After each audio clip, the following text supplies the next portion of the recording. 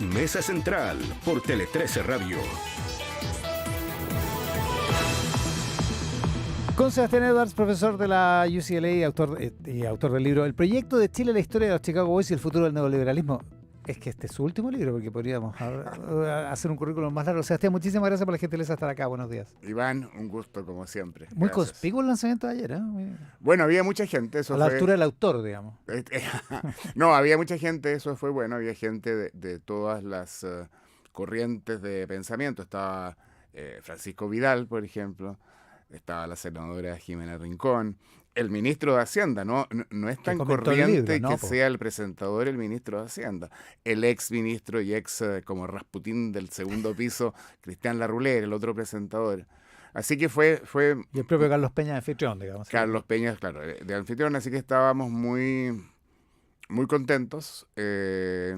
Y ha tenido muy buena recepción el libro y espero que la gente lo siga leyendo porque es una crónica de cómo llegamos en términos económicos, ¿a dónde estamos hoy día? ¿Cómo fue toda la historia? Digamos? ¿Cómo fue el cambio y cómo estamos ahora? ¿Cómo empezamos de un sistema bien mediocre? Pasamos por unas reformas que en ese momento eran consideradas muy exóticas. ¿Cómo se produce el milagro chileno? ¿Cómo se chanta el milagro chileno? Y cómo estamos hoy día confundidos, por llamarlo de una manera. El título en español termina con el futuro del neoliberalismo. El título en inglés es la caída del neoliberalismo. ¿Por qué el cambio? Bueno, mira, la verdad es que cuando salió el libro en inglés, que hace un año, alguna gente en Chile le molestó esto de que yo hablara de la caída del neoliberalismo. Entonces le cambiamos el título para que leyeran que y entendieran que esa es mi posición, que el neoliberalismo cayó, que ya cayó, pero que no sabemos para dónde va a ir. Puede revivir. Yo no creo que vaya a revivir. Estuvimos pensando cómo cambiábamos el título, ¿eh? Y una opción era el neoliberalismo en Chile, duro de matar. Es un buen título en marketing. Claro, pero al final esto del futuro, y le han hecho bastante cuestión de esto de cambiar el título, pero mi conclusión en el año que ha transcurrido desde que sale en inglés hasta ahora, no ha cambiado. Yo creo que el neoliberalismo, entendido como un sistema económico donde se usa el mercado muy ampliamente para solucionar casi todos los problemas de la sociedad, pensiones, salud, educación, ese sistema ya terminó. Terminó. Hoy día, bueno, tenemos la PGU, cosa que no era... Termina porque el Estado se mete en algunas áreas sociales o de ayuda social. Se mete en unas áreas de ayuda social porque se encuentra que hay falencias y hay una exigencia de la población, especialmente de la clase media, que ve su ascenso comprometido y hay problemas de desigualdad. Entonces entra el Estado a un montón de áreas donde el neoliberalismo puro no las tenía, ¿ya? Y lo más claro es la PGU, por ejemplo, ¿ya? Pero no es lo único. Televisión nacional que tenga pérdidas y sea básicamente un lastre para el Estado, o sea, la cuestión estaba no considerada como parte del neoliberalismo. Claro, y en los 90 se pensaba en su autofinanciamiento, cosa que fue exitosa durante mucho tiempo. Claro, entonces el modelo económico que entrega Alejandro Foxley, que fue el ministro de Hacienda del presidente Elwin, no es el mismo que tenemos hoy día. Era mucho más de mercado el que entrega Foxley después de 4 años y que se profundiza durante Frei Ruiz Tagle. ¿Ese modelo era el de los 90? ¿Sí era genuinamente neoliberal? Claro, yo lo que digo en el libro es que el neoliberalismo no es homogéneo en todas sus expresiones y que evoluciona y que empieza firme con el discurso de las 7 modernizaciones de Pinochet en 1979, donde dice Pinochet, un discurso que fue escrito por José Piñera, vamos a aplicar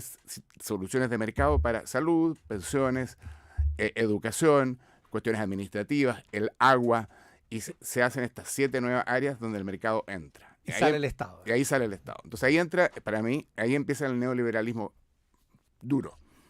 Con la crisis cambiaria del 82, viene Vigil con un neoliberalismo pragmático, en que no les importa que la inflación sea 25%. Si termina la dictadura con 25% de inflación, la gente se olvida. Claro, no tenían ese prurito que no tenían esa tan obsesión fuerte, claro, de Sergio de Castro y de los primeros Chicago Boys, y lo que les importa es que haya inversión, empieza a haber mucha inversión extranjera, que haya un Estado de Derecho y se empiezan a privatizar un poco más. Es interesante porque los experimentos no son químicamente puros, por decirlo así, porque Claro. de hecho en el 81 se fija el precio del dólar, cosa que estaba en contra de las ideas de Milton Friedman. Sí, digamos. pero eso también refleja, y cuento yo esa historia, que Chicago como universidad tampoco es una posición única.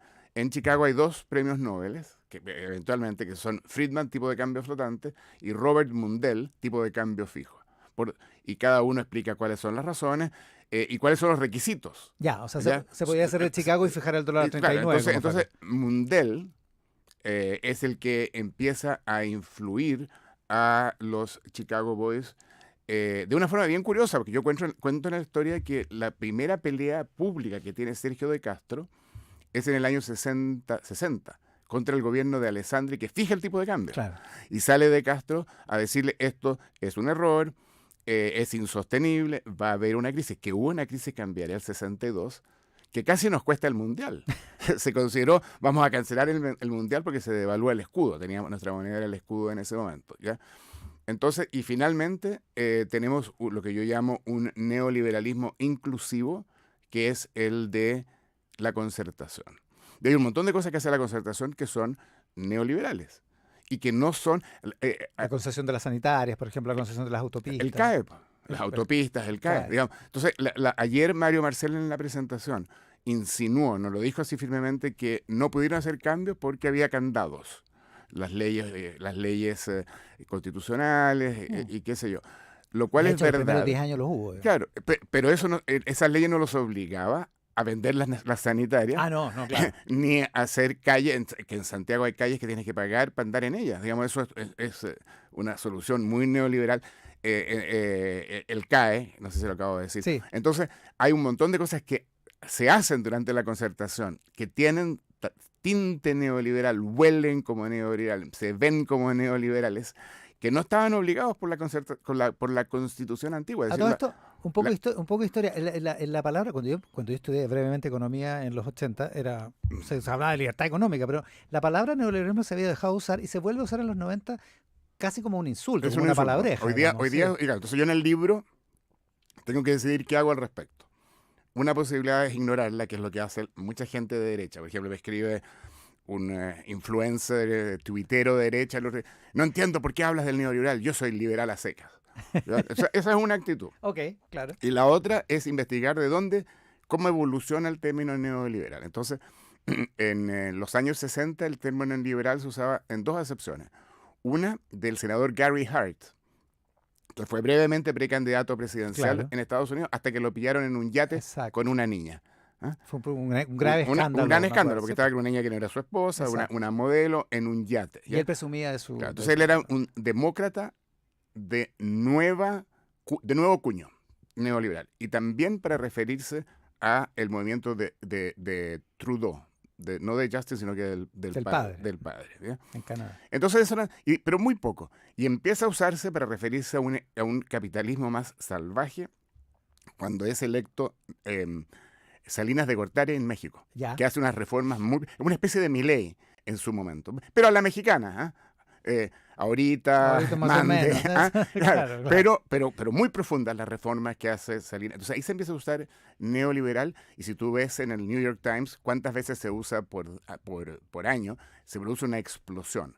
Ahora, el término empieza en el año 38, en el famoso coloquio Lippmann en París. Que era una nueva manera de entender la libertad económica. Eso trataba Claro, de lo que pasa definir, es que un periodista muy influyente, el Iván Valenzuela de Estados Unidos, en esa época, que era Walter Lippmann, escribe un libro que se llama La Buena Sociedad, y donde dice, el capitalismo, como lo conocemos hoy día, está creando demasiados problemas sociales. Y esto lleva a el nazismo o al comunismo. Y tenemos que agregarle una parte social al capitalismo. Y eso es lo que se llama, después de ese coloquio Lippmann en París, el año 38, se le pone ese nombre neoliberalismo. Claro, eso tiene expresiones políticas Claro, después. y de ahí viene el ordoliberalismo en Alemania, y después viene la guerra, que como que nos siguen estos movimientos, porque viene la guerra mundial. ¿ya? Claro, y ahí cambia todo el panorama y Exacto, se vuelve, se exacto. resetea Y el 45 en adelante. y la política keynesiana toma más importancia y todo lo demás. La crítica al modelo chileno de shock, digamos, de los fines de los 70, es que no se preocupaba de la desigualdad. De hecho, hay posiciones liberales o ultraliberales, si se quiere, que hoy todavía desprecian la preocupación por la desigualdad. Bueno, yo creo que uno es cosa de ver el documental de los Chicago Boys de la Carola Fuentes. Hay Claro. dos prominentes Chicago Boys chilenos, Rolf Luders y Ernesto Fontaine, que dicen que preocuparse de la desigualdad no es correcto si uno se preocupa por la pobreza. Solo basta con preocuparse por la pobreza. O sea, si no hay pobres, da lo mismo que haya si no hay pobres, da lo mismo. mucha Y yo en el diferencia. libro enfatizo fuertemente que la desigualdad es muy importante porque crea una dislocación social. Y no solo la desigualdad de ingresos, sino que también la desigualdad de trato o relacional. Y en Chile tenemos un problema muy serio en desigualdad de trato. Claro, que no es necesariamente económico. Claro, Probablemente habrá contrario censo. En esta radio, en este estudio, el 3 de noviembre del año del estallido, el 2019, yo dije, el estallido, si yo hiciera un documental, pondría al señor Pérez Cruz diciéndole a esas mujeres que estaban en la parte pública de su casa del lago, diciendo, ustedes se me van. ¿Ya? Y me llamó él después por teléfono, para decirme, pues, ¿qué hablas usted de? Usted no me conoce. Quedamos de juntarnos, al final eso no resultó. Pero ahí hay muy claro un problema de desigualdad de trato. La segregación territorial que hay en este país, el cuento de las tres comunas, la resistencia que hay que haya viviendas un poquito más populares, que trató de impulsar Joaquín Lavín. Es decir, hay yo creo una desigualdad no solo económica, sino que de trato, y es algo que debiéramos preocuparnos. O sea, habría que intervenir ese mercado, por decirlo Claro, así. hay distintas maneras de hacerlo. Se ganó el premio Nobel Richard Thaler, por ejemplo, profesor de Chicago, por el empujoncito. No es necesario llegar así Con la revolución, digamos. Claro, entonces tú puedes dar incentivos, pequeños empujoncitos, distintas maneras de enfrentar ese problema. Contrario censo, hubo muchos que no se preocuparon del crecimiento. Mario Marcel habló de eso ayer. Ayer en el lanzamiento Mario Marcel habló de eso. Es una autocrítica, digamos. Claro, En un sentido, como debiéramos reivindicar el crecimiento como un tema importante. Porque ahora que no lo tenemos, lo añoramos como las cebollas de Egipto. Así es. Bueno, ahora estamos en un problema de crecimiento muy serio y hay mucha confusión. Y una de las confusiones, Iván, es que el presidente dice tenemos inversión extranjera, pero no inversión local. Pero mucho de la inversión extranjera es lo que los economistas llaman brownfield, campo café o marrón.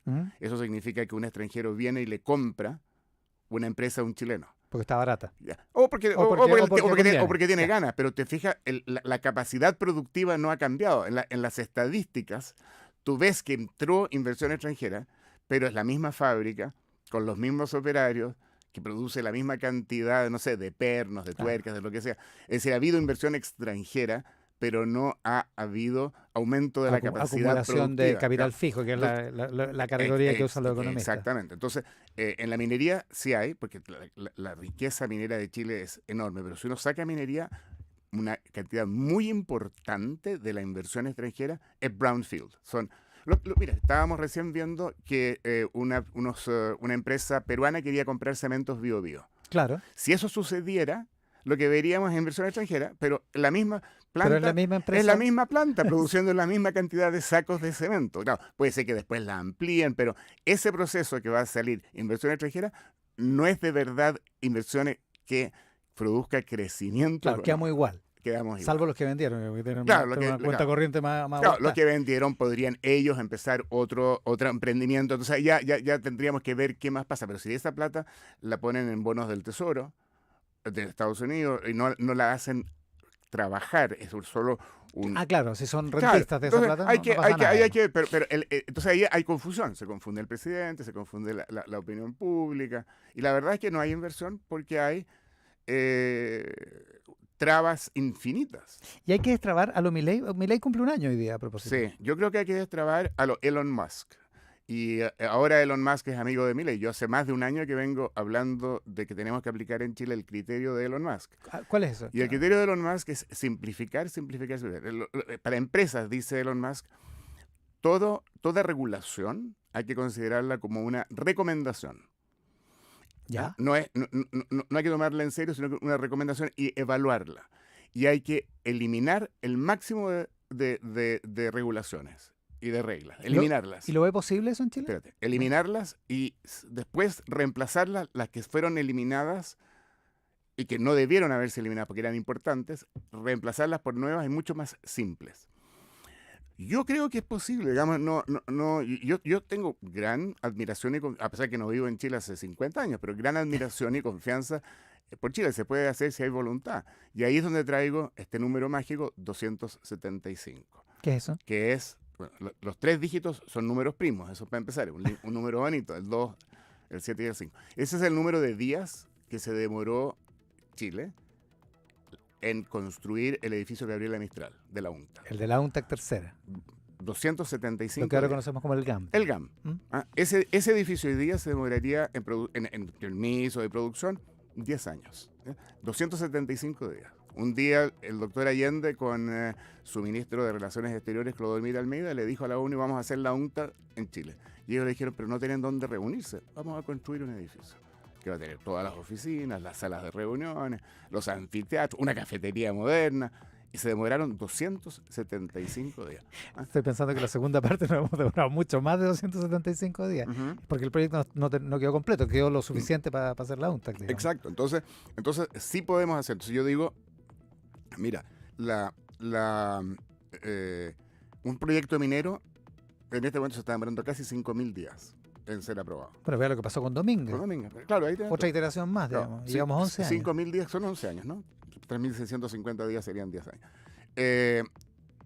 La normativa que sugiere el gobierno son como 1.600 días. Nicolás Grau, que ha visto la luz finalmente, dice reduzcamos en 30% los días. Es decir, si tú 5.000 lo reduces en 30%, quedas en, no sé cuánto, 3.000. 3.500. Es decir, todavía quedas en el doble de lo que los burócratas chilenos sugieren. Entonces yo digo, deroguemos todas las regulaciones y las reemplazamos. Es derogar para reemplazar en vez de reformar. Derogar y reemplazar. Supongamos que Chile es un país nuevo. Hay países nuevos. ¿Ya? Estonia, Latvia, Lituania, Eslovaquia, que era antes parte de Checoslovaquia. Entonces un país nuevo puede ir y contratar a un equipo de ingenieros de Bochef y decirles, mira, somos un país nuevo, háganos una normativa de inversión que proteja el medio ambiente. Te lo pueden hacer y va a ser una sola cosa, no una encima de la otra, este apilar de cosas que tenemos. Borrón y cuenta nueva. Borrón y cuenta nueva. No significa borrón, sino que borrón. La cuenta nueva es muy importante. Claro. Pero Partes, se puede hacer en forma eficiente. A la Milei sí. Claro, why not? Why not? El proyecto de Chile, la historia de los Chicago Boys y el futuro del neoliberalismo, el nuevo libro de Sebastián Edwards, profesor de UCLA y habitual invitado ante el Radio, lo que agradecemos mucho, Sebastián. Muchísimas gracias Iván, por estar muchas acá. gracias a ustedes.